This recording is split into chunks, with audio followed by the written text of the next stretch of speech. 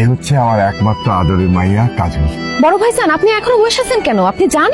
আরে ও তো মালিকের বড় ভাই, তোকে দেখতে আসছে। ও কোথায় যাবে? বাথরুমে যাইতে বলতেছি, ওনার অনেক আগে পেটে মোচড় দিচ্ছে। আসলেই বাথরুম পাইছে, কিন্তু তুমি কিভাবে বুঝলা? ঘরের ভিতর থেকে জানলা দিয়ে দেখছি আপনি এখানে বসে বসে মোচড়ামুচড়ি করতেছেন আর ঘামতেছেন। ভিতরে বাথরুম আছে, তাড়াতাড়ি যান।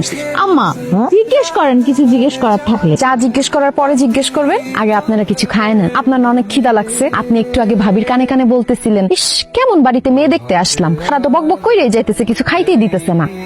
আমার ভাবি আর মা এখানে কানে কানে কি কথা বলতেছিল, ঘরের ভিতর থেকে কিভাবে শুনলেন? আপনার মা আর ভাবি যখন কানে কানে কথা বলতেছিল, তাদের ঠোঁট নড়া দেখে বুঝে ফেলছি তারা কি বলতেছে। আব্বা, এই মেয়ে তো খুবই ডেঞ্জারাস। ডেঞ্জারাস না, মেয়ে তো অনেক চালাক, চতুর, বুদ্ধিমতী, গুণবতী। আমার তো খুবই পছন্দ হয়েছে। মা, আমার ছেলে খুব ভালো ছেলে। জি, ছেলে ভালো। রাত জায়গা নীলপরি নামের একটা মেয়ের সাথে কথা বলে, তার সঙ্গে প্রেম করে। এই একদম ফালতু কথা বলবেন না। আপনার কে বলছে যে আমি নীলপরি নামের আইডির সাথে প্রেম করি, কথা বলি? কারণ নীলপরি আমার ফেক আইডি। আপনার ব্যাপারে কিন্তু আমি আরো অনেক কিছুই জানি, বলবো। আর কিছু বলতে হবে না। আব্বা মা, এই মেয়ের বিয়ে করার শখ আমার মিটে গেছে, চলো বাড়ি চলো। না না, কোথাও যাওয়া চলবে না। আমার ছোট ভাইয়ের বউ হিসেবে এই কাজলটা আমার খুব পছন্দ হয়েছে। কাজলই তোর বউ হবে। তাইলে আগামী বৃহস্পতিবার গায়ে হলো, শুক্রবারে বিয়া। আব্বা আম্মা জোর করে আমার বিয়েটা করাই দিল। আল্লাহ জানে ভাগ্যে কি আছে। বউ গেল কই? কাজল, কাজল, কাজল, কাজল, গাছে কি করো? গাছে কেন তুমি? আমি তো কাছেই থাকি। ও মা গো, বলে কি? আব্বা, আব্বা আম্মা ভাবি, তাড়াতাড়ি আসো, তাড়াতাড়ি আসো। কি ব্যাপার? এত রাত্রে এত চিল্লাচিল্লি করতেছিস কেন? আমার বউ গাছে আব্বা। সব উল্টা পাল্টা কথা কইতাছো। তোর বউ গাছে থাকবো কেন? তোর বউ তো তোর পাশে। কি?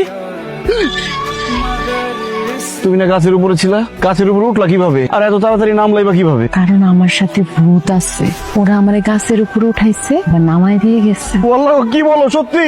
আরে দূর। আমি তো সকালে এক কাপ চা খাই, সে চাটা বানাইছো আমাকে দিছো? চা বানাইছে, আমি নিয়ে যেতেছি আম্মা। এই যে চা। আম্মা, তো এটা চা কইছে, আর গন্ধ মিষ্টি কোনো কিছুই নাই। আকাম্মার ঘরে রাখা নাই। কি কইলি তুই? আমার চা ভালো হয় নাই না? এই চা তোর আজকে খাওয়াবো। ও মানে মা, ও মানে আম্মা, আপনি মাছুতে বসে বসে কাঁদতেছেন কেন? তোর বউর কাছে আমি এক কাপ চা চাইছিলাম, ওই আমার চাই না দিছে। চা খাই কইছি ভালো হয় নাই, মুখের মধ্যে গরম চা ঢাইলা দিছে। কি মিথ্যা কথা বলো না তোমার। মা, আমার বউ কিভাবে তোমার মুখে চা ঢাইলা দিব? আমরা দুজন তো এতক্ষণ রুমে ঘুমাইছিলাম। কি করতেছো? তখন তোর লাগে ঘুমাই আছিল? হ্যাঁ, তোমার চিল্লাচিল্লি শুনে তো দুজন দৌড়ে আসলাম। আরে আমি তো মানিক আর বৌমারে ওকে ঘর থেকে ডাইকে নিয়ে আসলাম। ও ভাবি, তুমি কে বাসরাত মনে খুব ভালো কাটছে। আর কি এর ভালো? আর এত খালি ভয় পাইছি। আমার বড় ভাই জানো কিন্তু এরকম প্রথম প্রথম ভয় পাইতো, পরে সব ঠিক হয়ে গেছে। দূর ভাবি, তুমি যাও তো। জামু কেন? আমার দেওরা রে আজকে আমি নিজের হাতে সাবান দিয়ে ডইলা ডইলা গোসল করাই দিব। আমি বউ থাকতে তুই ভাবি ওই আমার স্বামীর গায়ে সাবান মাখতাছস কেন? মানে কি আমার দেওরা আমার ছোট ভাইয়ের মতো, ওরে তো আমি সাবান মাখতেই পারি।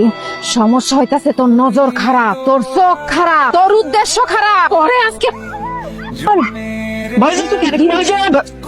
কাজল, তুমি এখানে? তাহলে পুকুরে ভাবি রে তোমার মতো দেখতে শেখে। আমি কি জানি? আরে কি কর, কাজল তো এইখানে। আরে সুবাইতেছে কলি, ভাবি রে চুমাইতেছে। আমার বড় পানিতে সুবাইতেছে। কার এত বড় সাহস? তত দেই। আয় তাড়াতাড়ি আসো।